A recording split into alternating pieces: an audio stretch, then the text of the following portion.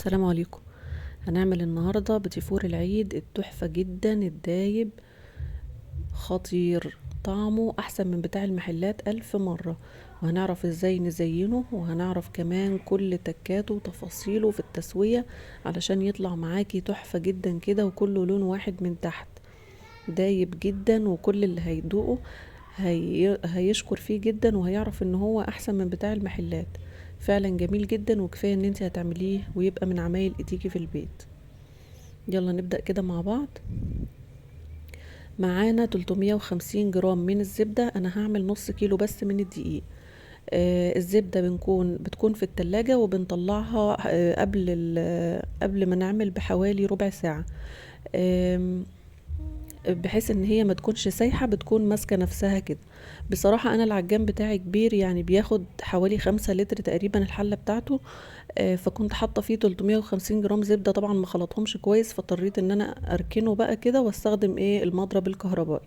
هنفضل نضرب فيه كده لحد ما بيكون لونه فاتح وكريمي زي ما انتوا شايفين كده. تمام. بعد كده بنحط عليه 150 جرام من السكر البودرة، يعني ما يعادل كده كوباية من كوبايات الشاي. السكر البودرة انا بطحنه في البيت وبنخله كويس علشان يكون ناعم كده وما يخرصش معانا في الزبدة. ما بستخدمش السكر البودرة الجاهز يا جماعة، لانه بيكون فيه نشا وبيكون فيه اضافات تانية. تمام.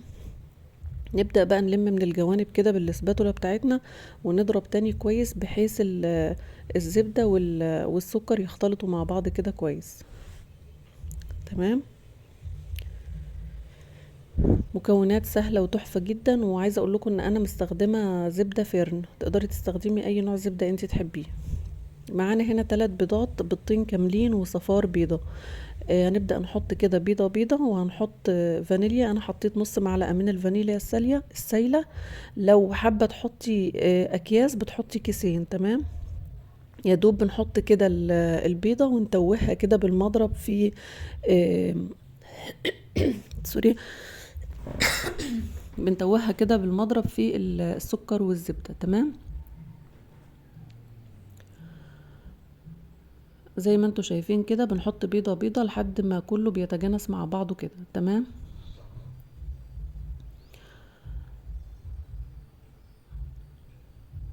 بنستخدم بقى اي نوع دقيق انت بتحبيه، او جربتيه في الاستخدام قبل كده. انا مستخدمة هنا دقيق دوبيلا اللي هو متعدد الاستخدامات. عندي هنا نص كيلو من الدقيق. بحطه كده وبنخله كويس، هنستخدم نص الكمية، وابدأ ان انا اخلطها كويس مع الزبدة والسكر والبيض. تمام كده. هنلم بقى من الجوانب كده، ونبدأ ان احنا نخلط كويس بحيث ما يكونش فيه اي تكتلات. بعد كده هبدأ استخدم النص التاني واخلطه كويس كده. اهم حاجة ان النخل يا جماعة لازم ننخل اي دقيق قبل ما نستخدمه.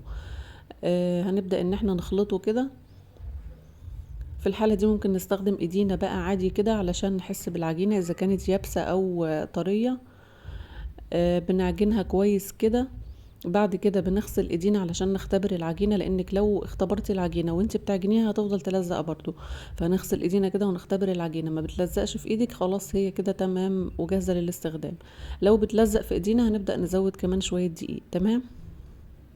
نبدأ بقى ان احنا نجيب المكنة بتاعة البيتيفور العادية اللي كلنا عارفينها، وهنعمل العجينة بالشكل اللي انتوا شايفينه ده، ونبدأ نحطها في المكنة ونحط اي شكل احنا عايزينه. في اشكال كتير جدا ممكن نستخدمها.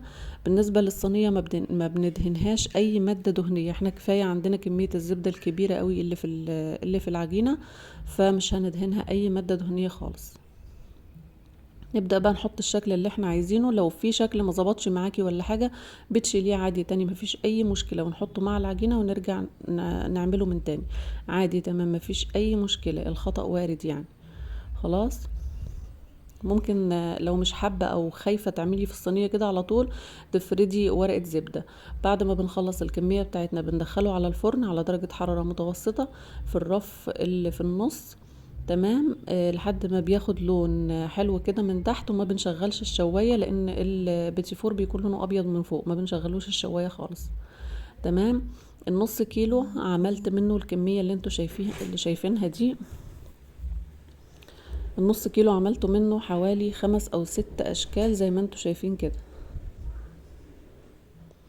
تمام.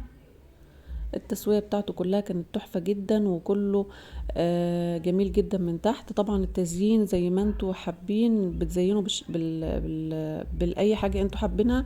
في ناس بتحب تحشيه مربى. انا بصراحة بحب تحشيه شوكولاتة عشان الاطفال بيحبوا الشوكولاتة اكتر يعني.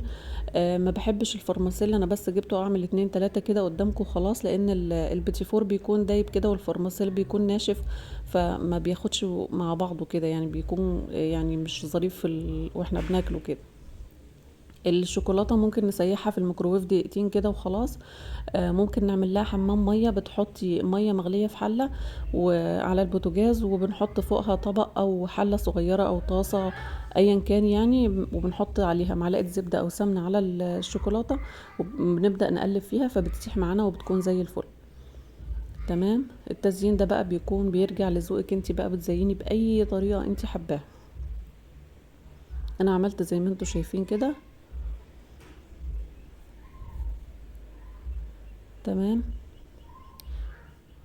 بس كده. وعملت بقى نص الكمية، والنص التاني سبته سادة، لان في بيحب بشوكولاتة وفي ما بيحبش الشوكولاتة يعني كده. تمام.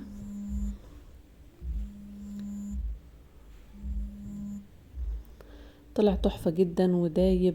شوفوا خطير جدا بصراحة. كفاية ان هو من عمايل ايدينا. وكل سنة وانتم طيبين. لو الفيديو عجبكم ما تنسوش تعملوا لايك وتشتركوا في القناة. السلام عليكم.